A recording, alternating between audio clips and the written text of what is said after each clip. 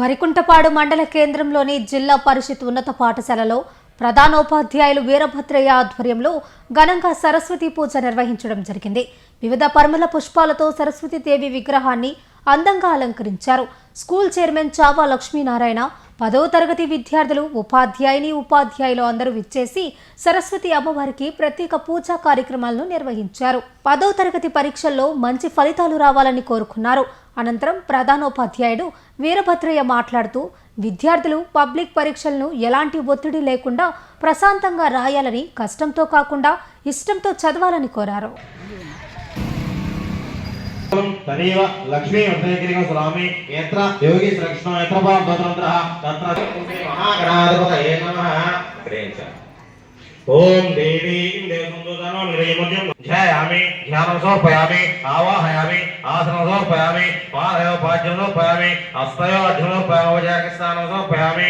అభయ ఆయుః ఆరోగ్య ఐశ్వర్యాభి ఇత్యర్థం మమ కుటుంబే హస్తయో అర్జునం సమర్పయామి ఉపచారిక స్నానం సమర్పయామి.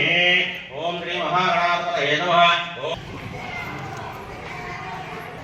ఈ వరికుంటపాడు పాఠశాలలో ఈరోజు సరస్వతి పూజను నిర్వహించడం జరిగింది. మన ప్రధానోపాధ్యాయులు గారు, ఉపాధ్యాయులందరూ కూడా ఈ పూజలో పాల్గొనడం జరిగింది. అనాదిగా విద్యార్థులందరూ కూడా ఉత్తీర్ణులు అవ్వడం కోసం సరస్వతి పూజ నిర్వహించడం అనేటువంటిది ఆనవాయితీ.